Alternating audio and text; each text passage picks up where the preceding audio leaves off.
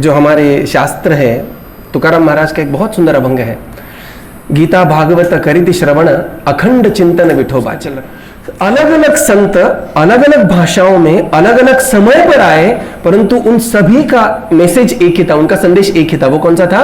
भगवत भक्ति।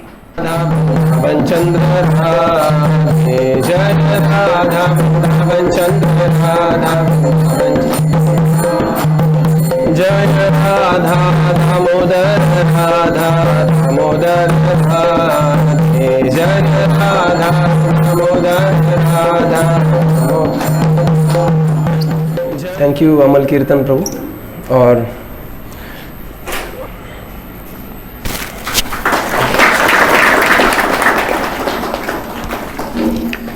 मैं आप सभी का धन्यवाद देना चाहता हूं कि संडे के दिन आप यहाँ पर आए हैं।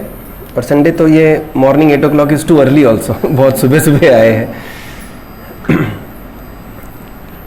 जस्ट अ डिस्क्लेमर, ये मेरा पहला ही हिंदी का लेक्चर है, तो you may have some Hindi discrepancies, तो आप आराम से हंस सकते हैं। I generally preach in English and Marathi, but Hindi में मैं बहुत कम बात करता हूँ। तो और बाद में हमारा ये डिस्कोर्स 2 पार्ट में रहेगा। एक भगवद गीता के बारे में कहेंगे और दूसरा एक सुंदर स्टोरी है। बच्चों को सब स्टोरी अच्छे लगते हैं, राइट? तो वो भी स्टोरी हम बाद में सुनेंगे। थोड़ा पहले 20 मिनट के बाद नेक्स्ट 20 मिनट स्टोरी ही होगा। ओके, तो आपको तब तक धैर्य रखना है 20 मिनट तक पहले। ओके, तो भगवद गीता का उल्लेख जो हमारे शास्त्र है, तुकाराम महाराज का एक बहुत सुंदर अभंग है, गीता भागवत करिति श्रवण अखंड चिंतन विठोबाचे। और इस प्रकार से सिर्फ तुकाराम महाराज ही नहीं, भारत में यदि हम देखते हैं तो पूरे भारत तक यहाँ पर तुकाराम महाराज है, ज्ञानेश्वर महाराज है। हम नीचे जाएंगे साउथ इंडिया में तो वहाँ पर अलवार है बहुत सारे, रामानुजाचार्य, मध्वाचार्य, निम्बार्क स्वामी। ऊपर जाएंगे तो संत मीराबाई, चैतन्य महाप्रभु, रूप गोस्वामी, सनातन गोस्वामी। ये पूरे भारतवर्ष में हम देखेंगे कि किस प्रकार से भारतवर्ष में अलग अलग संत आए। नरसिंह मेहता है गुजरात में, और इन अलग अलग संतों ने अलग अलग युग में वो संत आए। कोई 12वीं शताब्दी में आए, कोई 18वीं शताब्दी में आए, कोई 20वीं शताब्दी में आए, करेक्ट? तो ये अलग अलग संत आए, अलग अलग सालों में आए वो। इसके बावजूद वो अलग अलग भाषाएं बोलते थे। जैसे नरसिंह मेहता, उनके बहुत सारे अभंग गुजराती में है। एक कवि है पुरंदर, संत पुरंदर, वो कर्नाटक में थे, विट्ठल के जी के भक्त थे। आपने ये गाना सुना होगा ना, कानडाओ विट्ठलो कर्नाटक, इस प्रकार से। तो उन्होंने 5 लाख अभंग लिखे विट्ठल जी पर कन्नड़ भाषा में। उसके बाद नीचे अलवार हम जाएंगे, दिव्य प्रबंधम, उन्होंने तमिल में लिखा है। तो ये अलग अलग संत आए, वो अलग अलग समय आए, अलग अलग भाषाएं में उन्होंने बात की, and they were not connected. ऐसे नहीं था सब संतों का एक व्हाट्सएप ग्रुप था और कुछ तो चल रहा। अलग अलग संत अलग अलग भाषाओं में अलग अलग समय पर आए, परंतु उन सभी का मैसेज एक ही था, उनका संदेश एक ही था। वो कौन सा था? भगवत भक्ति। तो हम देखते हैं इतने महान संत है, पूरा जीवन उनका देखिए, पूरा जीवन इस प्रकार से है कि it's not only a glorious life, it's a selfless life. आजकल भी हम बहुत सारे लोग देखते हैं बहुत ग्लोरियस है, करेक्ट? जेफ बोजेस है, उनकी संपत्ति तो क्या ऐसे आसमान छूते जाती है, $200 बिलियन, $300 बिलियन वगैरह वगैरह, करेक्ट? तो बहुत सारे फेमस लोग हैं, परंतु यदि हम संत देखते हैं तो वो फेमस भी है और सेल्फलेस भी है। तो अलग अलग भाषाओं में आकर, अलग अलग प्रांत में आकर, अलग अलग समय पर आकर उन्होंने एक ही मैसेज दिया, और वो मैसेज था भगवत गीता का। तो आज हम थोड़ा सा भगवत गीता के बारे में पढ़ेंगे और पूरे मतलब विद ओपन माइंड, खुले इससे पढ़ेंगे कि क्या भगवत गीता है, क्या भगवत गीता का हमें अध्ययन करना चाहिए, या फिर भगवत गीता में क्या क्या बात की गई है, is it Bhagavad Gita relevant today, इसका भी हम बात करेंगे। और इसके बाद हम आज का जो महीना है, ये महीना है उसे कार्तिक मंथ, दामोदर मास कहा जाता है। तो मंदिर में आप यदि आएंगे इस्कॉन के मंदिरों में, तो हर दिन 2 समय, सुबह 7:30 बजे और शाम को 7:30 बजे भगवान को इस प्रकार का दीप दान करते हैं। तो उसके बारे में भी हम एक छोटी सी कथा भी सुनेंगे। तो यहाँ पर ये भगवद गीता का चित्र आप देख पा रहे हैं, आप देख पा रहे हैं इसको, ठीक है ना? Otherwise I can WhatsApp you my this PPT, I will send you Prabhuji PPT, ठीक है ना? You can send it also. तो भगवद गीता और भागवत ये 2 महान ग्रंथ है। और भगवद गीता और भागवत में अंतर क्या है? Bhagavad Gita is by Krishna, by God, and Bhagavatam is about God. तो भगवद गीता में 700 श्लोक है और इस प्रकार से भगवद गीता का वितरण हुआ ये ज्ञान का कि बहुत आइडियल सेटिंग था। भगवद गीता महाभारत में आती है और महाभारत 1,00,000 श्लोकों से बना है। महाभारत, जब हम ग्रीक सभ्यता या रोमन सभ्यता देखते हैं तो उनके अलग अलग ग्रंथ है, इलियड, ओडिसी आदि ग्रंथ है। लेकिन ये इलियड और ओडिसी दोनों को कंबाइन करके यदि इफ यू मल्टीप्लाई बाय 13 से आप उसको मल्टीप्लाई करेंगे तब महाभारत बनेगा। इतना प्रचंड है महाभारत। और महाभारत में इतने सारे विधानों का, शास्त्रों का विवरण है, इतने सारे कार्यों कलापों का विवरण है, परंतु महाभारत का जो आत्मा है, महाभारत की आत्मा, वो है भगवद गीता। और उसे इतने सुंदर ढंग से भगवान प्रस्तुत करते हैं।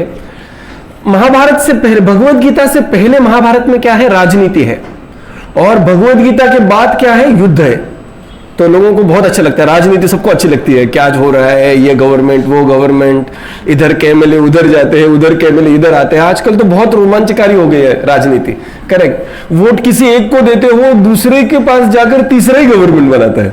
इस प्रकार से राजनीति चलती है। तो राजनीति में बहुत लोगों का इंटरेस्ट है, लेकिन ये सुप्रीम राजनीति है, यहाँ पर महाभारत के रूप में आती है।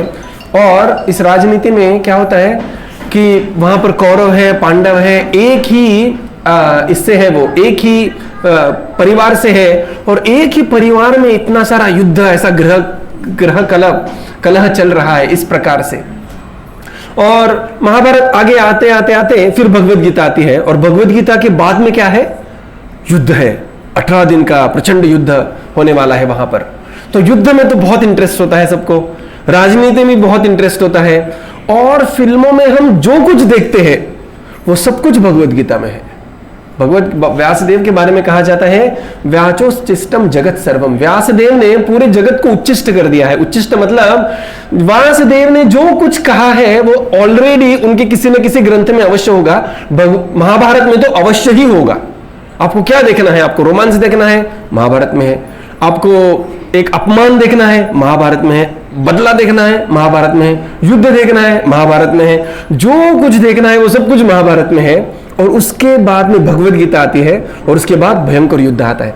तो इस प्रकार से Bhagavad Gita is very rightly placed in Mahabharata, correct. और भगवद गीता का इस प्रकार से प्रतिष्ठापन उस प्रकार से क्यों कही गई है? क्योंकि भगवद गीता आने वाले युग के लिए है, कलयुग के लिए है। क्योंकि कलयुग में हम देखते हैं जो हमारा जीवन है वो एक युद्ध से भी कुछ कम नहीं है। हर दिन युद्ध चलता है, करेक्ट। जॉब में युद्ध चलता है, आईटी में आप हो तो आपको पता नहीं कब पिंक स्लिप मिलेगी या कब 300% राइज मिलेगा। वो तो पूरा इट्स लाइक पूरा एक युद्ध के समान ही है। मतलब आजकल आईटी में तो इस प्रकार के जॉब है कि मानो लोग एक्सेप्ट नहीं करते। मतलब अपॉइंटमेंट लेटर लेते हैं और ठीक है, आते ही नहीं जॉब को। और 5 साल पहले इस प्रकार से परिस्थिति थी कि लोग दरवाजे पे उनको पिंक स्लिप मिलता था, बोले कि आपको टर्मिनेट किया है, आपका सैलरी डिपॉजिट कर दिया है, आपका सामान घर भेज दिया है, आप घर जाइए, इस प्रकार से। तो ये भौतिक जीवन है, ये कोई युद्ध से कम नहीं है, घर घर में चलता है ये। आप यदि टीवी सीरियल भी देखे उसी प्रकार के 4 दिन सास के, 4 दिन बहू के, अलग अलग प्रकार के युद्ध तो सब जगह है। तो भगवद गीता युद्ध क्षेत्र में क्यों कही गई है? क्योंकि भगवद गीता हमारे जीवन के युद्ध में हम उसे अपना सके। तो भगवद गीता ऐसा नहीं है कि सब कुछ होने के बाद हम भगवद गीता के पास आते हैं, नहीं। सब कुछ करते समय यदि हम भगवद गीता का आश्रय लेंगे तो क्या होगा? हमारा जीवन बहुत सुखकर हो जाएगा। और हमारा जीवन जीते जीते हम भक्ति करेंगे। भक्ति और जीवन ये दोनों अन्य चीज नहीं है, अन्य वस्तु नहीं है। इस प्रकार से नहीं है कि मेरा भक्ति अलग है और मेरा जीवन अलग है, नहीं। इसीलिए भगवान भगवत गीता अर्जुन को देते हैं। अर्जुन को क्यों दी गई है भगवत गीता? भगवत गीता किसी सन्यासी को नहीं दी है जिसने पूरे जीवन का त्याग कर दिया है और अभी बैठे हैं, बोले भगवान चलो बताइए क्या है भगवत ज्ञान। नहीं, इस प्रकार से नहीं दी गई भगवत गीता। भगवत गीता किसको दी गई है? अर्जुन को दी गई है, जो एक पूरा प्रचंड युद्ध करने वाले हैं और उसके बाद पूरा जगत जेता बनकर चक्रवर्ती सम्राट बनने वाले हैं। तो भगवत गीता का जो आश्रय लेगा वो अपने जीवन में सही मार्गदर्शन पाएगा।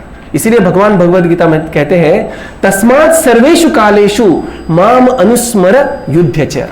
अपना अपना युद्ध आप करते रहिए, परंतु युद्ध करते समय भगवान का अनुस्मरण भी कीजिए। यदि हम ऐसे करते हैं तो क्या होता है, हमारे जो दैनिक कार्य है वो भक्ति में परिवर्तित हो जाते हैं। जिस प्रकार से हम देखते हैं घर में माताएं हैं, वो कुकिंग करते हैं, करेक्ट। तो कुकिंग करते हो तो एक कार्य हो गया, बहुत बार हेवी कार्य हो जाता है वो भी, पीपल आर टायर्ड उसके बाद। परंतु इस कार्य को ही जब हम भगवान की सेवा करके करेंगे तो हमारा हर कार्य भगवत भक्ति हो जाएगा। इसलिए भगवान भगवत गीता में यह भी कहते हैं यत् करोषि यदश्नासि यज्जुहोसि ददासि यत् तपस्यसि कौन्तेय तत्कुरुष्व मदर्पणम। हम हमारा प्रत्येक कार्य भगवान की सेवा के रूप में कर सकते हैं। जिस प्रकार से विद्यार्थी है पढ़ाई करते हैं, करेक्ट, पढ़ाई करते हैं, कभी कभी पढ़ते हैं। आजकल के विद्यार्थियों को तो इतना सारा पढ़ाई है। मेरी बच्चे भी 6th स्टैंडर्ड में है, तो उसको भी सिविलाइजेशन थे, इतने civilization, Greek civilization, Roman civilization, China civilization, और इतने अलग अलग नाम होते हैं, चिंग पिंग हुंग, पिंग पिंग पुंग, तो शिया डायनेस्टी, जिया डायनेस्टी, ये डायनेस्टी, वो डायनेस्टी, इसने क्या किया, उसने क्या किया, और 2 मार्क को आता है प्रश्न, ओके।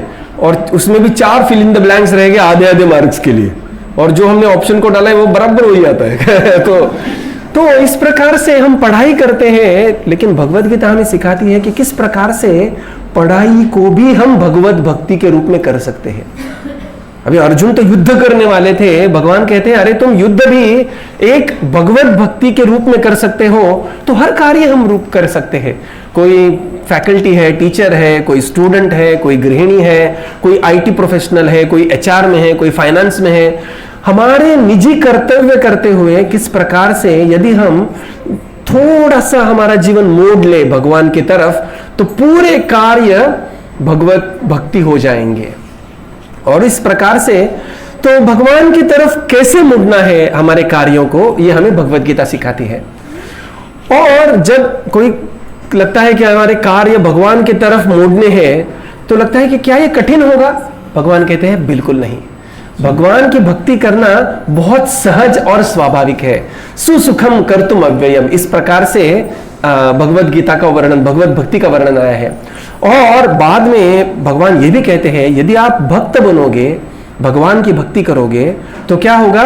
एवं प्रसन्न मनसो भगवत भक्ति योगतः भगवत तत्व विज्ञानम मुक्त संगस्य जायते भिद्यते हृदय ग्रंथिस छिंदते सर्व संशयः क्षीयन्ते चास्य कर्माणि दृष्ट एवात्मनीश्वरे एवं प्रसन्न मनसो। इस प्रकार से आपका जीवन प्रसन्नता से परिपूर्ण हो जाएगा। आजकल हम देखेंगे सबके जीवन में क्लेश है, कोई ना कोई क्लेश है। जब तक लोगों के पास पैसा नहीं है तब तक हमें लगता है कि हाँ पैसा आएगा तो मेरे सब प्रॉब्लम सॉल्व हो जाएंगे, लगता है ना, मुझे तो लगता था जब तक मतलब जब तक पैसा नहीं। लेकिन पैसा आने के बाद आपको यह पता चलेगा प्रॉब्लम फिर भी है, अनफॉर्चुनेटली वो पैसे से सॉल्व नहीं होने वाले हैं। तो हम जब काउंसलिंग करते हैं तो ऐसे नहीं है कि काउंसलिंग रिच लोगों को प्रॉब्लम नहीं है, बड़े बड़े प्रॉब्लम है। यदि हम उनके प्रॉब्लम सुनेंगे तो बोलेंगे नहीं मेरा संपत्ति मेरे पास ठीक है, मेरा प्रॉब्लम मेरे पास ठीक है, तुम्हारा संपत्ति प्रॉब्लम तुम्हारे पास ही रखो। तो क्या इसका उद्देश्य क्या है कि मतलब जीवन के हर समय पर एक संघर्ष है, लेकिन भगवत गीता और भागवतम इस प्रकार से हमारे जीवन में आते हैं। यदि हम भगवत गीता का अध्ययन करेंगे, यदि हम भागवत का अध्ययन करेंगे, तो हमारा जीवन सुखपूर्वक हो जाएगा। एवं प्रसन्न मनसो, आप एक प्रसन्न चित्त रहेंगे। और लोग आपसे पूछेंगे भी क्या आजकल भागवत पढ़ रहे हो क्या, बहुत प्रसन्न दिख रहे हो, इस प्रकार से। तो और ये हमारी परंपरा भी है, और इसी तत्व को इन सारे संतों ने उनके जीवन में प्रस्तुत किया था। देखिए, हम पुणे में है, पुणे के बहुत महान संत है ज्ञानेश्वर महाराज, उनका जीवन चरित्र देखिए। 16 साल तक पूरे समाज ने उनको बहिष्कार कर दिया, उनके ऊपर पत्थर फेंकते थे, ये करते थे। उन्होंने क्या किया, 16वें साल में भगवत गीता को लिखना आरंभ किया। भगवत गीता को संस्कृत में थी, लोग संस्कृत पढ़ नहीं पाते थे, भगवत गीता का ज्ञान उन तक पहुंच नहीं पाता था।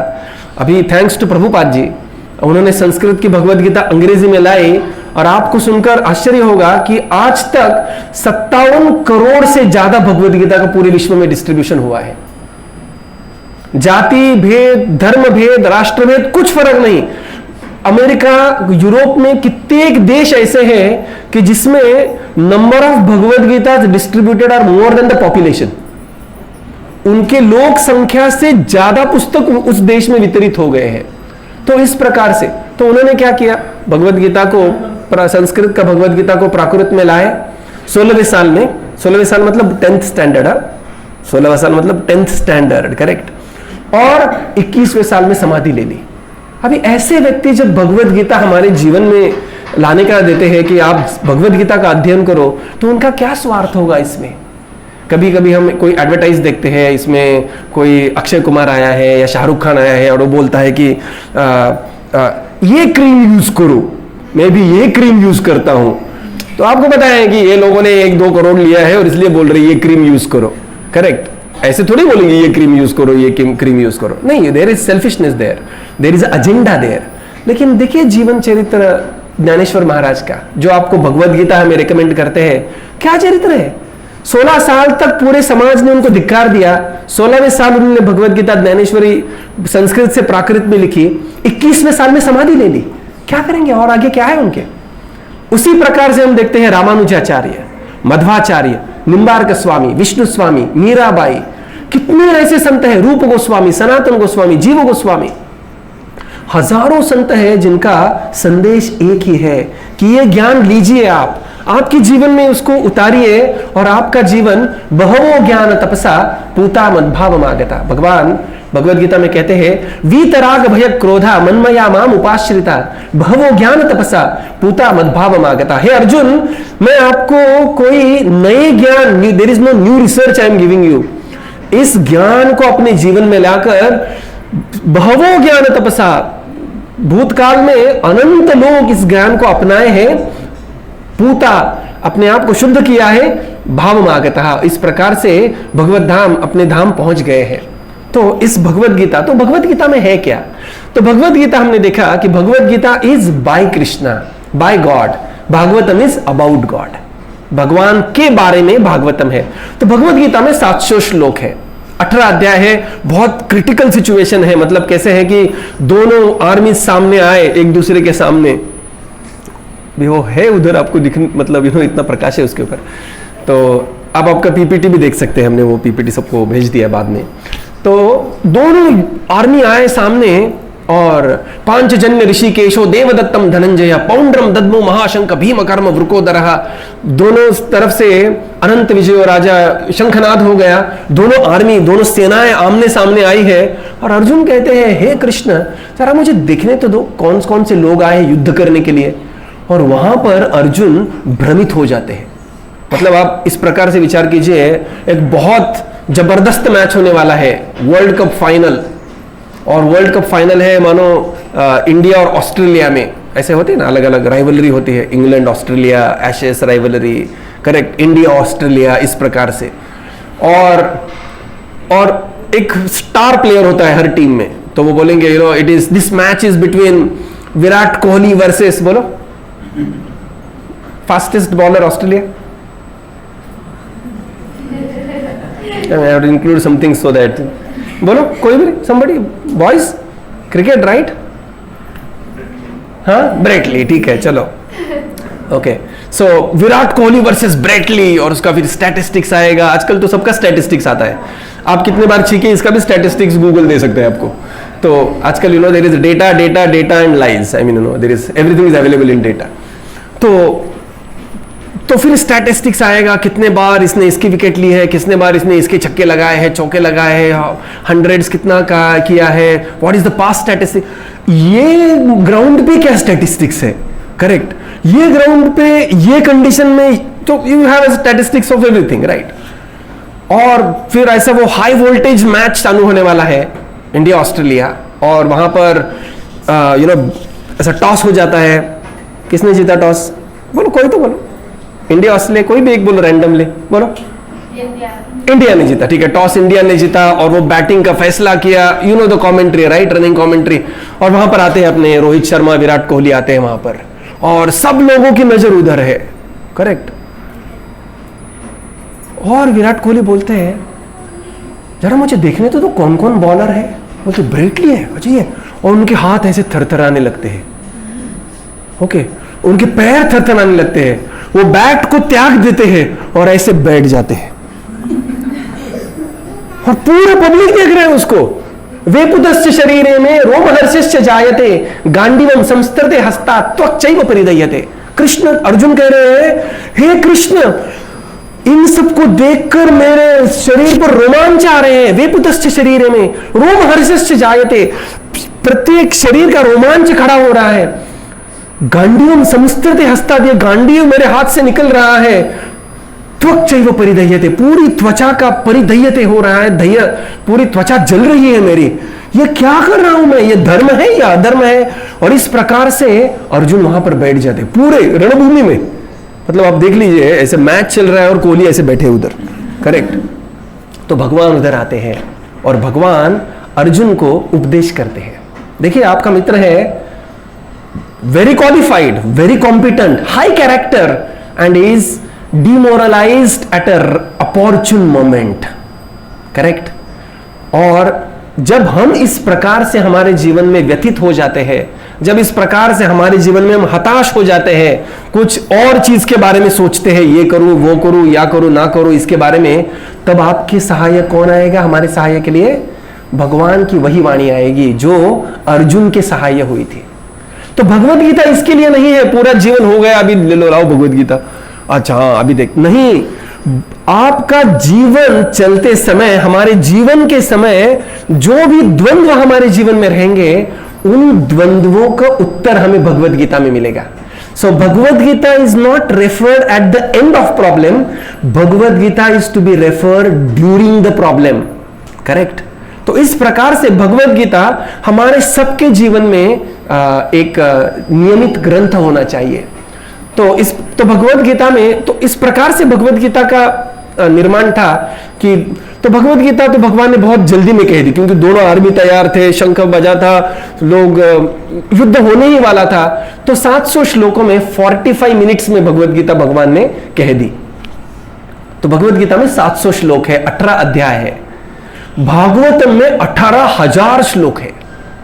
तो आप कभी एक थीसिस लिखेंगे, जो जिसने लिखा है उनको पता है, थीसिस या रिसर्च पेपर से पहले एक एब्स्ट्रैक्ट होता है जिसमें एक 10 लाइन में लिखते हैं ये प्रोजेक्ट में हमने क्या किया है इस प्रकार से, और पूरा थीसिस इसके बाद आता है। ऐसा 400 पेज का पीएचडी थीसिस बाद में होता है।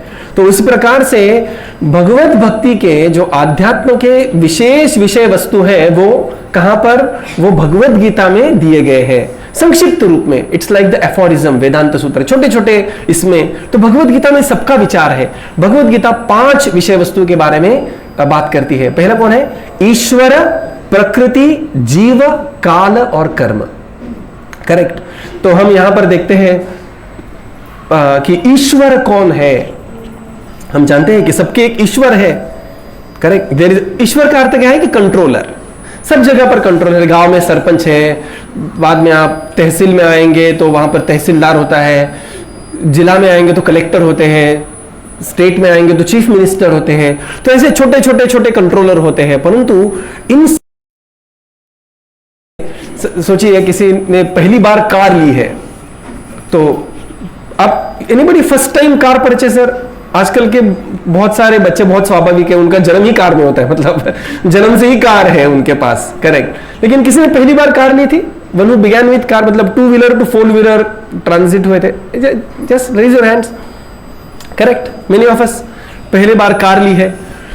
तो जब हम पहली बार कार लिए थे, तो मैंने लिए थी पहली कार, ऑल्टो थी मेरे पास, तो कार के प्रति हम इतना उसको कॉन्शियस हो जाते हैं, कार लाते हैं हम गुड़ी पाड़वा के दिन या ऐसे उसकी पूजा करते हैं और ऐसे लगता है कि मैं और मेरा कार, यू नो, बाहर भी पार्क करे तो लगता है 10-10 मिनट में जाकर देखते हैं किसी ने उसको पत्थर तो नहीं मारा, किसी ने उसको धूल तो नहीं ये कर दी। और ऐसे हम कार चलाते तो कितने सावधानी से चलाते हैं कार, करेक्ट सर, कितने सावधान। और पहला स्क्रैच, क्या आपको याद है पहला स्क्रैच आपके कार के ऊपर, करेक्ट? ऐसा मतलब आप तो सावधानी से चला रहे हैं, लेकिन कोई तो आता है, वो है, कोई तो है, उसकी रिक्शा है, वो जल्दी में है, जाना है उसको, ऐसा स्क्रैच आता है उसके ऊपर, ऐसे लगता है कि मेरे हृदय पर ही किसी ने स्क्रैच डाला है करके, ये करेक्ट? तो क्या है, कार हमने पहली बार ली है, इसलिए एक बहुत बड़ा आइडेंटिफिकेशन हो जाता है, मैं ही कार हूं, करेक्ट होते हैं ना। आप यदि जाएंगे, मैं एक बार दिल्ली में था, दिल्ली में ऐसे ट्रैफिक में आप जाएंगे ना, दिल्ली में ट्रैफिक में ऐसे बुलाते नहीं है, दिल्ली में बहुत हार्श ट्रैफिक है, तो कोई लूना पर है, कोई कार में, तो ऐसे जब ट्रक ड्राइवर वहां पर चलाते हैं या कोई, मतलब वो तो कॉमन लैंग्वेज है दिल्ली का, वो बोलते हैं मच्छर बाजू हट, लूना बाजू हट, तो मतलब लोगों को उनके व्हीकल से आइडेंटिफाई करते हैं, तुम हट हट, इस प्रकार से चलता है उनका। तो ऐसे ही एक व्यक्ति थे, वो कार पहली बार ली थी, इतने आसक्त थे और बहुत परिश्रम से उन्होंने BMW ली, बराबर है ना। BMW तो हमें कुछ लोगों को ही पता होगा, बहुत महंगी कार है, उसका माइलेज ही 1 किलोमीटर है, मतलब 1 किलोमीटर को 70 रुपए लगता है, ऐसा कुछ तो होगा, मतलब बहुत कॉस्टली कार इट इज। तो उनका इतना आइडेंटिफिकेशन हो गया वो कार के प्रति कि मैं ही कार हूं, मैं ही कार हूं, मैं ही कार हूं, इस प्रकार से। तो बाद में तो उसका पेट्रोल खत्म हो गया, तो वो पेट्रोल पंप पर गए, पेट्रोल पंप पर गए, कार में पेट्रोल डाला, और कार में पेट्रोल डालने के बाद उन्होंने क्या किया, वो पेट्रोल पंप वाले को बोला, वो पेट्रोल वाला क्या, बोले कार में भी डाला, भी थोड़ा पेट्रोल मुझे मेरे में भी डाल दो। क्या ये सही है?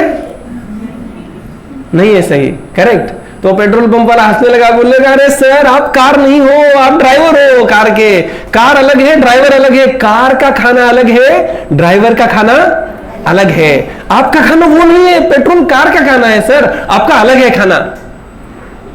तो जिस प्रकार से भगवान कहते हैं इसमें कि आप ये शरीर रूपी कार नहीं हो, शरीर रूपी कार में बैठे हुए आप एक ड्राइवर हो। कौन हो? आत्मा हो।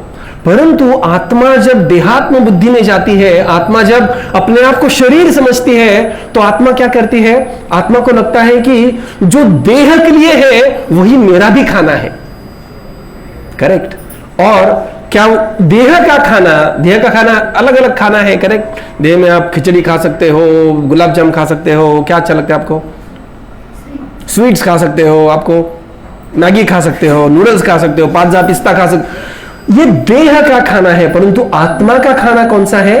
आत्मा का खाना अलग है, क्योंकि कार और ड्राइवर अलग है, कार पेट्रोल पे चलती है लेकिन ड्राइवर का खाना अलग है। उसी प्रकार से भगवान कहते हैं कि आप एक अविनाशी आत्मा हो, परंतु जब तक आप समझोगे कि यही जीवन का जो लक्ष्य है वही आत्मा का लक्ष्य है, तब तक आपके जीवन में शांति कभी भी नहीं आएगी, कभी भी नहीं। कितने भी भौतिक संपत्ति आप प्राप्त कर ले, कितने भी भौतिक प्रतिष्ठा आप प्राप्त कर ले। माइकल फेल्प्स, कौन है माइकल फेल्प्स?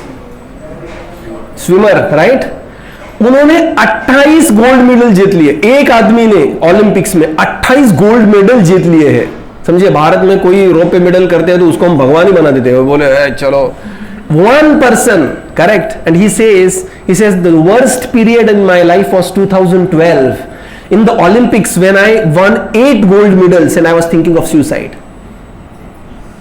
तो किस प्रकार से भौतिक हमें, क्योंकि हम जीव है, हम आध्यात्मिक है, हम ड्राइवर है कार के, कार संतुष्ट होगी पेट्रोल से, परंतु वही पेट्रोल हम जब डालेंगे हमारे जीवन में वो हमें संतुष्ट नहीं करेगा। हमें संतुष्ट यदि चाहिए जीवन में तो हमें भगवत गीता का आश्रय लेना पड़ेगा। इसलिए महाभारत में कहा है, आहार निद्रा भयमैथुनम च सामान्यमेतत् पशुभिर नराणाम धर्मो हि तेषाम अधिको विशेषो धर्मेण हीन पशुभिर समान। पशु और मनुष्य के जीवन में 4 वस्तुएं समान है, आहार निद्रा भय इत्यादि। आहार वो भी करते हैं, हम भी करते हैं, निद्रा वो भी सोते हैं, हम भी सोते हैं, हाँ, हम थोड़ा एक अच्छे पिलो कवर में सोएंगे या इस पर सोने के बाद क्या है, सोने के बाद सो ही गए ना, एक्टिविटी तो सेम ही है। आहार निद्रा भय इत्यादि ये 4 सामान्य में तक पशु भी नराणाम, ये 4 वस्तु सामान्य है पशु और नर में। महाभारत कहते हैं धर्मो ही तेषाम अधिको विशेषो। जब हम धर्म के बारे में जिज्ञासा करते हैं, धर्मो ही तेषाम अधिको विशेषो धर्मेण हीन पशुभिर समान, बिना धर्म के जीवन एक पशु के समान जीवन चलता रहता है। उसे भागवतम कहते हैं द्विपाद पशु, इस प्रकार से। तो हम आत्मा है और इसका बहुत सुंदर ज्ञान भगवत गीता देती है। और ये जो ज्ञान है भगवत गीता का, it is a empowering knowledge. मतलब कभी कभी क्या होता है ना, हमें जब ज्ञान मिलता है तो ज्ञान इस प्रकार का मिलता है कि वो ज्ञान से हम हतोत्साहित हो जाते हैं। जिस प्रकार से आप समझिए, आप परीक्षा को जा रहे हैं और परीक्षा को आप लेट पहुंचे हैं, आप लेट पहुंचते हैं, एक विद्यार्थी वहां से बाहर आता है, वो कहता है आपका नाम क्या है बेटा? संस्कृति। बेटा संस्कृति, वो बोलता है, तो आपका फ्रेंड ही है, बोलेगा संस्कृति आज का जो पेपर है ना बहुत कठिन है। अब ये ज्ञान है, लेकिन ये ज्ञान आपको उत्साहित करेगा या हतोत्साहित करेगा? हतोत्साहित करेगा। अब बोलेगा अरे बाप रे, मैं ऑलरेडी लेट हूं, उसमें पेपर भी टफ है। परंतु भगवत गीता का जो ज्ञान है वो एक एम्पावरिंग नॉलेज है। Bhagavad Gita will empower you. किस प्रकार से? जब हम देखते हैं भगवत गीता का ज्ञान भगवान किनको देते हैं? अर्जुन को देते हैं। अर्जुन की परिस्थिति क्या थी? वेपुतश्च शरीरे में रोम। इस प्रकार से अर्जुन बैठे थे, शोक संविघ्न मानस, ये भगवत गीता में अर्जुन का वर्णन है। परंतु भगवत गीता सुनने के बाद अर्जुन, उनका क्या है? नष्ट मोहा स्मृतिर्लब्ध्वा त्वत् प्रसादात् मयाच्युत गतोस्मि नष्ट उनके मोह सम्मोह सब नष्ट हो गए हैं, ज्ञान उन्हें प्राप्त हुआ है और एक प्रचंड युद्ध अर्जुन करते हैं और उसके बाद विश्व विजयी बनते हैं। तो आपको हमें हमारे जीवन में यदि विश्व विजय करना है, हमारे जीवन में सही रूप से एक विजय चाहिए, तो भगवत गीता का ज्ञान हमारे जीवन में अवश्य होना चाहिए। तो दूसरा तत्व है जीव तत्व, ईश्वर जीव। तीसरा है भगवत गीता में प्रकृति के बारे में कहा गया है। प्रकृति क्या है? प्रकृति के 3 गुण कौन से हैं? सत्वगुण, रजोगुण, तमोगुण, ये क्या है? अन्न हम खाते हैं, वो किस गुण में हम खाते हैं अन्न? किस प्रकार से अन्न से ही हमारे विचार बनते हैं और विचार से ही हमारे हैबिट्स बनते हैं और उस प्रकार से हमारा चरित्र बन जाता है, जीवन बन जाता है। इसकी बहुत सुंदर सरल व्याख्या भगवत गीता में की गई है। किस ऊर्ध्वम गच्छन्ति सत्वस्था, मध्ये तिष्ठन्ति राजसा, जघन्य गुण वृत्तिस्था, अधो गच्छन्ति तामसा। इस प्रकार से अत्यंत। उसके बाद प्रकृति के बारे में भगवान कहते हैं, ईश्वर जीव प्रकृति। आगे काल के बारे में भगवान वहां पर विस्तृत रूप से करते हैं, भूत्वा भूत्वा प्रलीयते, कि किस प्रकार से काल जो है, इसका काल का विचरण इस जीवन में होता है। और कर्म के बारे में विचार करते हैं। तो आप यहां पर देख सकते हैं, हमने एक साइड पर धारावी स्लम एरिया दिखाया है, दूसरे साइड में एंटेलिया बिल्डिंग दिखाया है मुकेश अंबानी जी की। करेक्ट। तो कर्म है हमारे जीवन में। कोई व्यक्ति जन्म लेता है, जन्म से ही उस व्यक्ति के जन्म होने के बाद ही माता कुछ काम के लिए गए हैं, पिता गए हैं, दूसरे समय के खाने का भी उसको पता नहीं मिलेगा क्या नहीं। कुछ बच्चे इस प्रकार से जन्म लेते हैं, कुछ बच्चे इस प्रकार से जन्म लेते हैं, जन्म लेते ही आंटी आती है, बेटा ले लो बेटा 400 करोड़ का प्लेन ले लो तेरे नाम। दूसरी आंटी आती है, बोलते हैं तुम 600 करोड़ का आइलैंड मैंने तुमको ले लिया है, मालदीव के साइड में ही है। ऐसे है ना। तो व्यक्ति को जब जन्म मिलता है तो क्या वो जन्म ऐसे ही रैंडमली मिलता है? If we believe in Newton's law का क्या कहते हैं? For every action there is equal opposite reaction. तो मुझे एक लड़के ने पूछा कि सर मैं विश्वास नहीं करता हूं पुनर्जन्म में, can you prove me scientifically? तो हम उसके साथ डिस्कस कर रहे थे कि for every action there is equal opposite reaction. Just imagine a person on the verge of death commits a good action, where he will enjoy the fruits of that good action in the next life because he has already died. Correct? तो इस प्रकार से कर्म का बहुत गहन विचार भगवत गीता में है और ये सब विचार आपको एम्पावर करेगा। तो ज्ञान जो है भगवत गीता का, वो कभी कभी ऐसा ज्ञान देते हैं लोग कि हम पूरे हतोत्साहित हो जाते हैं, बोलते इसको नहीं समझा, इसको नहीं समझा, इसको नहीं समझा, तुमको समझेगा क्या? बोले ये क्या है? लेकिन भगवत गीता का ज्ञान जो है, भगवत गीता का ज्ञान हमें उत्साहित करेगा, हमें प्रेरणा देगा, हमें इस जीवन में और उसके परांत भी कुछ पाने के लिए एक प्रेरणा देगा। Bhagavad it's a empowering knowledge. Correct. तो भगवद गीता इन 5 विषय वस्तु के बारे में कही गई है। और हम आने वाले 9 इतवार ऐसे ही मिलेंगे, भगवद गीता के 2-2 अध्याय इस प्रकार से ही हम इसका छोटा सा एक प्रोग्राम करेंगे। और वहाँ पर यहाँ पर हमारे अमल कीर्तन प्रभु है, वेरी क्वालिफाइड पर्सनैलिटी, जिन्होंने जीवन के 5 साल भगवत भक्ति के लिए पूर्ण रूप से दिए थे। एक प्रचारक के रूप में भगवद गीता सीखी, प्रचार भी किया, और बहुत सुंदर तरीके से वो प्रचार करते थे अलग अलग कॉलेजेस में, स्पेशली इंजीनियरिंग और मेडिकल कॉलेजेस में पूना में। तो और उनकी वाणी भी बहुत मधुर है, बहुत सुंदर इसमें गाते हैं वो। He is a very renowned singer as well. तो वही लेने वाले हैं भगवद गीता के अलग अलग अध्याय, और एक आधा दूसरा अध्याय के लिए मैं भी आने वाला हूँ बीच में थोड़ा सा, okay, just to have a change for all of you. तो इस प्रकार से ईश्वर, जीव, प्रकृति, काल और कर्म, ये 5 वस्तु के बारे में भगवद गीता ज्ञान देती है। बहुत साइंटिफिक ज्ञान है। मैं जब भगवत भक्त बना तो मैं एक एग्नोस्टिक था। एग्नोस्टिक था इसका अर्थ क्या है कि मैं जब मेरे मित्रों के साथ जाता था और कोई भी बोलता था कि भगवान है, तो मैं उसको इतने साइंटिफिक रीजन देता था, देखो भगवान नहीं है करके। और दूसरे मित्र जाते थे, वो बोलते थे भगवान नहीं है, तो उनको मैं 10 साइंटिफिक रीजन देता, देखो भगवान है। और जब मैं अकेला था तो सोचता कि भगवान है क्या नहीं है, मतलब ये तो वाद विवाद तो करते ही रहेंगे, किसी को प्रूव किया है, किसी को प्रूव किया नहीं है, किसी को ये क्या। और जब मैंने इस प्रकार के प्रवचन इस्कॉन के इस माध्यम से आया, मैं राधेश्याम प्रभु हमें लेक्चर लेते थे इंजीनियरिंग में, तो बहुत scientific, everything we can begin from the ace of science, completely scientific. हमारा पहला ही सेशन था, can a scientist believe in God, और उसके बाद धीरे धीरे धीरे धीरे हम ये भगवद गीता का ज्ञान समझने लगे। तो भगवद गीता को ज्ञान के समझने के लिए हमें सिर्फ एक ही वस्तु की आवश्यकता है, वो है ओपन माइंड।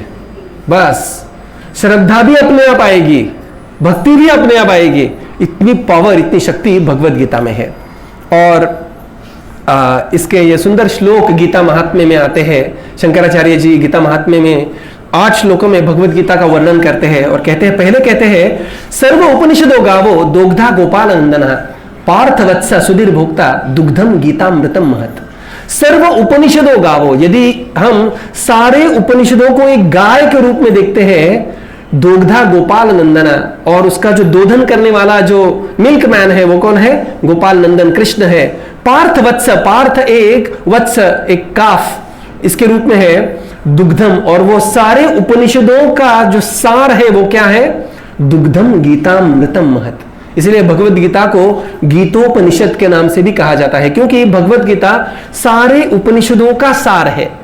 और बाद में यहां पर लिखते हैं, गीता सुगीता कर्तव्या किम अन्य शास्त्र विस्तरे यह स्वयं पद्मनाभस्य मुख पद्मात विनिश्रितः।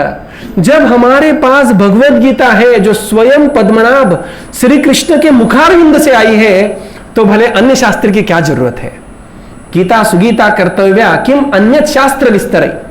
तो इस प्रकार से मतलब भगवान भगवत गीता में कहते हैं, सर्वस्य चाहम हृदि सन्निविष्टो मत्तः स्मृतिर ज्ञानम अपोहनम च वेदैश्च सर्वैर अहमेव वेद्यो वेदांत कृत वेद विदेव चाहम। भगवत गीता के जो लक्ष्य रूप है वो स्वयं भगवान है, और स्वयं भगवान भगवत गीता यहां पर हमें बताते हैं।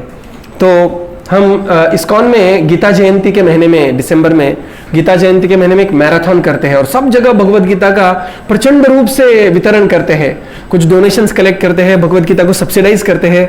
वैसे भी ये नॉन प्रॉफिट है, मतलब हमारा जो ऑर्गेनाइजेशन है आपका, ये इस्कॉन नॉन प्रॉफिट ऑर्गेनाइजेशन है। फिर भी हम धनी व्यक्तियों के पास जाते हैं, उनसे कुछ डोनेशन लेते हैं, और इस भगवत गीता को हम सब्सिडाइज करते हैं, और जन सामान्य में बहुत प्रचंड मात्रा में इसको बांट देते हैं।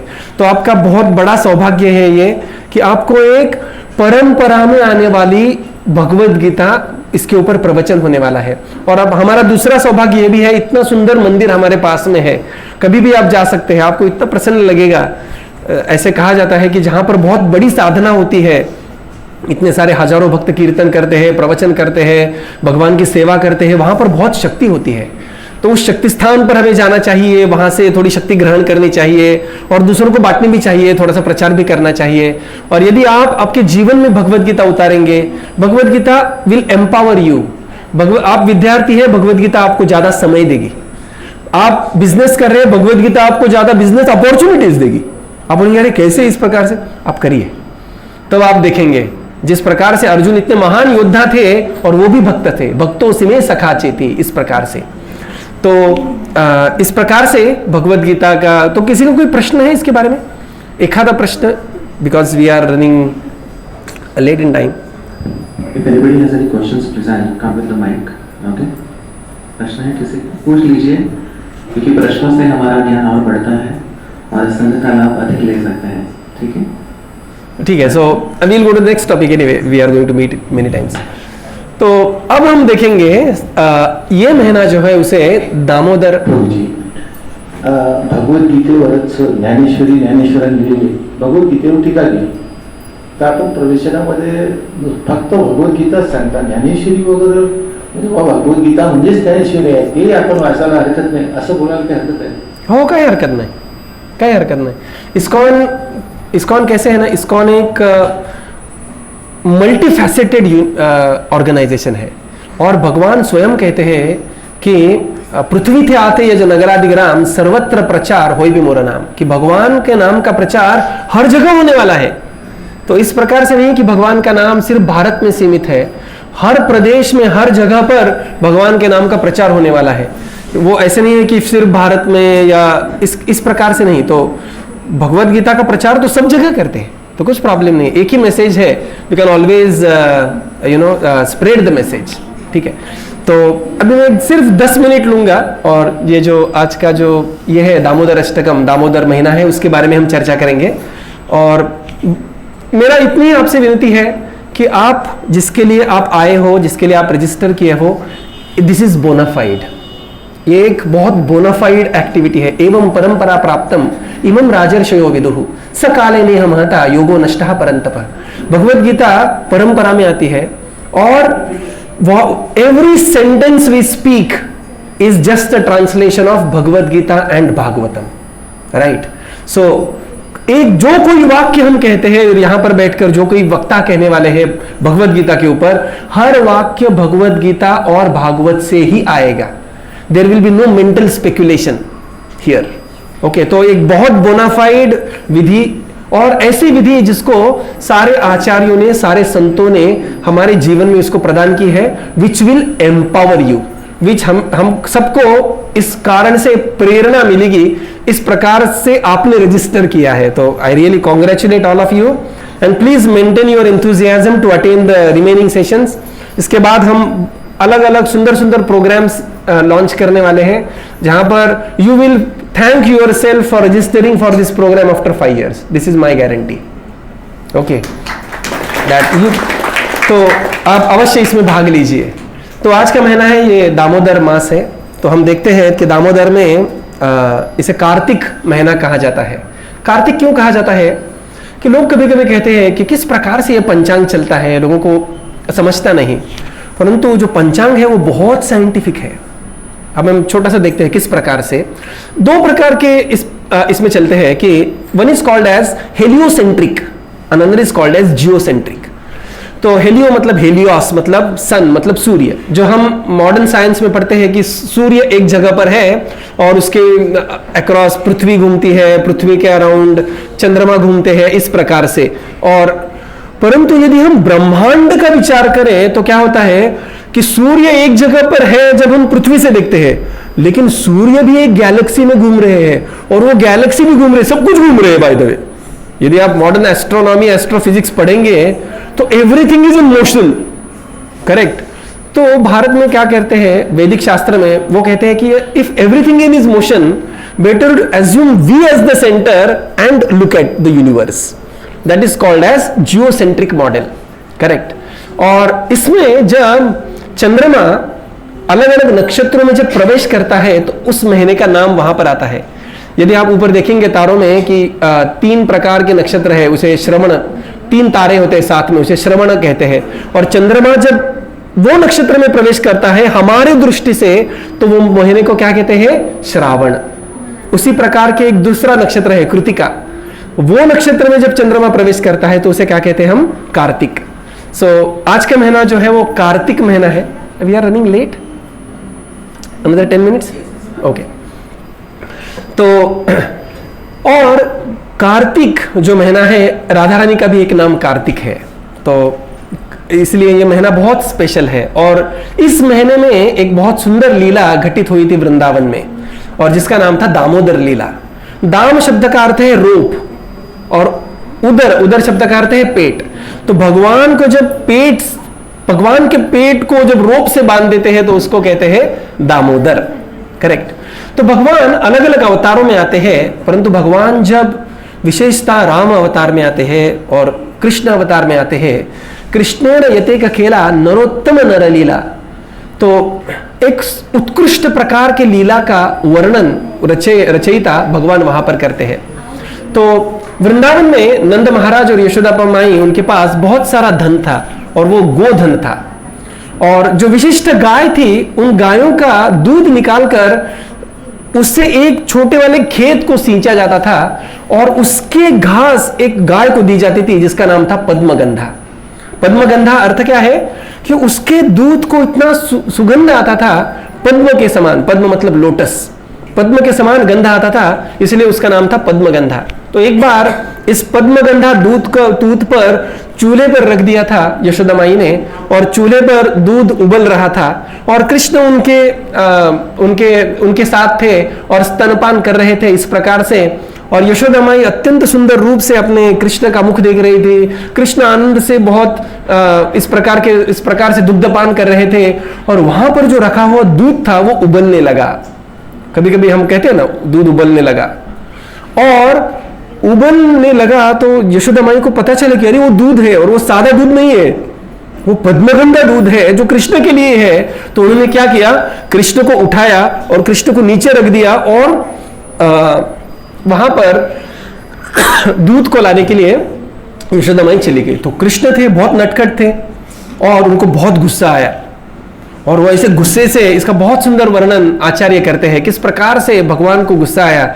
उनके कंठ, उनके गाल और उनके आंखें ऐसे एक चंद्रमा के तरह लाल हो गई, लाल चंद्रमा की तरह। और उन्होंने क्या किया, उन्होंने सोचा कि अरे मैं इतना दुग्ध पान कर रहा था, मेरी मैया ने ऐसे मुझे रख दिया, तो मैं अभी कुछ तो करता हूं। इस प्रकार से इधर उधर देखने लगे, और उन्होंने एक पत्थर लिया और फाट करके उस मटकी को फोड़ दिया। तो मटकी को जब फोड़ दिया तो सारा दही, दूध, माखन वहां से बाहर आए, वो लेने लगे, माखन खाने लगे। और माखन खाते खाते जब वो माखन खा रहे थे तो उनके बाकी मित्र भी वहां पर आ गए। और वो मित्र कौन थे, बहुत सारे वानर थे वहां पर, वो भी आ गए, वो वानर को भी खिलाने लगे माखन। तो आचार्य कहते हैं कि रामलीला में भगवान रामचंद्र को वानर जी ने बहुत मदद की थी। तो रामलीला ने वानरों को भगवान ने कहा कि अगले लीला में जब मैं कृष्ण रूप में आऊंगा तो मेरे अपने हाथ से तुम्हें माखन खिलाऊंगा। तो उस प्रकार से उन्हें वो माखन खिला रहे थे, और माखन खिला रहे थे, लेकिन उनके मन में चल रहा था अभी मैया जब आएगी तो मुझे बहुत बड़ा दंड मिलेगा। तो इस प्रकार से इधर उधर देख रहे थे, और तब क्या हुआ, अचानक से उन्होंने सोचा मुझे कहीं तो जाकर छुपना चाहिए। तो उन्होंने इस प्रकार से वो माखन का मटका लिया और वहां पर चलने लगे, परंतु माखन नीचे भी गिरा था, तो माखन पर उनके पैर भी गिरने थे। तो माखन के पैर पद चिन्हों के साथ कृष्ण इधर उधर जा रहे थे। तो पूरे उनके नंद महाराज के आंगन में, नंदा आंगन में, यशोदा आंगन में क्या हुआ कि इस प्रकार से माखन के चिन्ह थे, कृष्ण के पद चिन्ह। और कृष्ण के पद चिन्ह थे। यशोदा माई आई तो देखा उन्होंने इस प्रकार से मटके का उन्होंने ध्वंस किया है, और पूरा दही दूध पूरा वहां पर है। तो यशोदा माई बहुत प्यार से क्रोधित हो गई। अब कृष्ण के ऊपर कौन क्रोधित हो सकता है, इतना नटखट बालक है, इतना सुंदर बालक है। तो वो वहां पर चलने लगी, और दूर से उन्होंने देखा कि बहुत सारे वानर है वहां पर, और कृष्ण उनको माखन खिला रहे हैं। और वानरों ने भी इतना माखन खाया कि दे स्टार्टेड बेल्चिंग ऐसा करके, और बाद में वो माखन एक दूसरे पर फेंकने लगे, पद्मगंधा दूध का माखन। तो यशोदा माई बहुत क्रोधित हो गई। तो उन्होंने क्या किया, एक छोटी सी काठी अपने हाथ में ली, और वहां पर धीरे धीरे आने लगी। कृष्ण और ये वानर वहां पर थे, और जैसे ही वानरों ने देखा कृष्ण की मैया आ रही है यशोदा माई, तो उन्होंने वो क्या किए, वहां पर भागने लगे। तो अचानक कृष्ण को लगा अरे अब तक तो खा रहे थे मक्खन, अचानक से क्यों भाग गए ये। तो उन्होंने पीछे से देखा तो उनको लगा कि अरे बाप रे, मेरी माता आ रही है, और माता इस रूप में आ रही है, काठी लेकर आ रही है। आपको पता है माता काठी लेकर आती है तो क्या होता है आगे, करेक्ट। आपको इसका तो कृष्ण वहां पर दौड़ने लगे और माता यशोदा भी उनके पीछे दौड़ने लगी, और कृष्ण दौड़ते रहे, माता यशोदा उनके पीछे दौड़ते रही, और इस प्रकार से एक उखल के आमने सामने, उखल को भी उसमें साथ था, तो इस प्रकार से दौड़ते रही। तो आचार्यगण इसका बहुत सुंदर वर्णन करते हैं। आचार्यगण कहते हैं कि देखिए कि जो बहुत ज्ञानी लोग हैं, हजारों साल तक तपस्या करने के बाद भी भगवान तक नहीं पहुंच सकते, वो भगवान अपनी माता से दौड़ रहे हैं। भक्ति का सामर्थ्य देखिए, इस प्रकार से वहां पर उसकी तुलना हो जाती है। यस, कालम अथावलम, उसका एक सुंदर वर्णन आता है ब्रह्म संहिता में। अभी समय के कारण हम नहीं उसका बात करेंगे, परंतु वो कहते हैं कि किस प्रकार से यहाँ पर आप देख सकते हैं कि ये कृष्ण की अलग अलग लीलाएं, और यहाँ पर कृष्ण माखन तोड़ दिए हैं, यहाँ पर मटकी तोड़ दिए और वहां पर सबको खिला रहे हैं माखन, राइट। और इस प्रकार से मैया यशोदा मैया यशोदा उनके पीछे पीछे दौड़ रही थी। कृष्ण बहुत भयभीत हो गए थे और उनके दौड़ रहे थे, और यहाँ पर कहते हैं कि कैसे वैसे यशोदा माता के परिश्रम से संतुष्ट होकर भगवान ने अपने आप को बांध दिया। इसका ऐसा वर्णन आता है भागवत में। इसको कभी हम पूरा 1 घंटा इसके बारे में चर्चा करेंगे। तो जब हम हमारी भक्ति के परिश्रम से भगवान प्रसन्न हो जाते हैं, तो हमारे जीवन को भगवान हमारे जीवन में प्रविष्ट हो जाते हैं। और उसके बाद मैया यशोदा ने देखा कि कृष्ण तो रो रहे थे। इसका सुंदर वर्णन वो दामोदर अष्टकम में आएगा भी। और उनके नेत्रों से अविरत धाराएं चल रही थी, और यशोदा को लगा कि ये काठी से ज्यादा कृष्ण डरे हैं, इसलिए उन्होंने काठी का त्याग कर दिया। और उन्हें लगा कि इस बच्चे को अभी कहीं तो बांधना चाहिए, बहुत नटखट हो गया है, ऐसे ही नटखट करता रहेगा तो कुछ और मुसीबत मोड़ लेगा। इसलिए उन्होंने क्या किया, अपना एक रोप लिया वहां पर, जो गाय को बांधते हैं ना, इस प्रकार से, और कृष्ण को बांधने का प्रयास किया। लेकिन कृष्ण को वो रोप, कृष्ण तो उतने ही थे, परंतु वो रोप जब बांध रहे थे तो वो 2 फिंगर शॉर्ट, ये 2 अंगुली रोप वहां पर आकर रुक गया। तो उन्होंने दूसरा रोप लिया, उसको डाला, 2 रोप के बाद बांधने का प्रयास किया, फिर 2 अंगुली शॉर्ट, तीसरा। और जब बाकी गोपियों ने देखा कि इस प्रकार से माता यशोदा बांध रही है, तो वो भी रोप लेकर आ रहे थे। बहुत सारे लोग रोप लेकर आ रहे थे, बांध रहे थे, रोप को गांठ बांध रहे थे, बड़ा रोप बना रहे थे, बांधते थे तो 2 फिंगर शॉर्ट। और ऐसे भी भगवान ऐसा अपना आकार बढ़ा रहे थे, नहीं, भगवान उतने ही थे। किस प्रकार से? अचिंत्य। तो ये बहुत महत्वपूर्ण शब्द है। भगवान वो है जो हम कर सकते हैं और हमसे बहुत परे कर सकते हैं, उनको भगवान कहते हैं। What we can do and what even we can not imagine to do, all can be done by Krishna. तो वो भगवान है, करेक्ट। तो आचार्यगण इसका कहते हैं अर्थ कि भगवत भक्ति में हमें अग्रेसर होना है तो 2 वस्तु की आवश्यकता है, 2 फिंगर्स। ये 2 उंगली क्या दर्शाती है? एक तो है हमारे परिश्रम, तो हमें भगवत भक्ति में परिश्रम करना चाहिए। किस प्रकार से? हमारा जीवन को मोड़कर हमें जप करना चाहिए, हरे कृष्ण कृष्ण कृष्ण हरे हरे, हरे राम राम राम हरे हरे।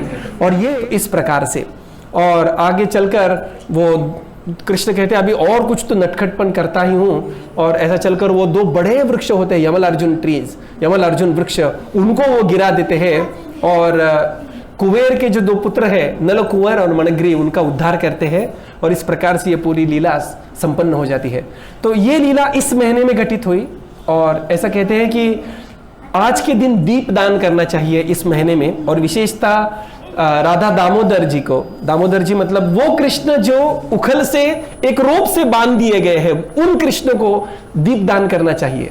तो हमारा प्रचार होता है, प्रत्येक देश में प्रचार होता है। भारत मतलब जब विशेषता जब हम बाकी प्रदेश में प्रचार करते हैं, तो आज के दिन हजारों की संख्या में लोग आते हैं और अपने भक्ति का शुभारंभ करते हैं, भगवान को दीप दान अर्पण करते हैं। तो हमारे पास दीप होंगे तो आप, और इसके साथ हम एक दामोदर अष्टकम गाते हैं जो ये पूरी लीला को बताते हैं। तो इस प्रकार से ये लीला यहाँ पर संपन्न हो जाती है। यहाँ पर हम देखते हैं आगे किस प्रकार से कृष्ण दौड़ रहे हैं और माता यशोदा उनको बांधने का प्रयास कर रही है। बांध दिए गए अभी कृष्ण, दामोदर भगवान की जय। और हम उनके इस प्रकार से, ये नल कुंवर मणिग्रीव, आप ये देखिए 2 जो राजपुत्र है उनका उद्धार कर देते हैं। ये पीपीटी आप सबको भेजा है, हाँ? आप देखिए अवश्य इस पीपीटी को, इसमें ये सब चित्र ही है पीपीटी में, बाकी कुछ नहीं है। और उन्होंने एक अपराध किया था, उसका वर्णन है जो कभी हम बाद में उसको सुनेंगे। और इस प्रकार से जब हम दीप दान करते हैं तो आप हमारे भक्ति की शुरुआत हम कर सकते हैं। ऐसे महीने को, ऐसे दिन को माधव तिथि कहा जाता है। माधव तिथि मतलब ऐसे दिन है वो जब हमें भक्ति प्रचुर मात्रा में उसका हमें मिल सकती है। तो अभी हम दामोदर अष्टकम अवश्य करेंगे। हरे कृष्णा, धन्यवाद।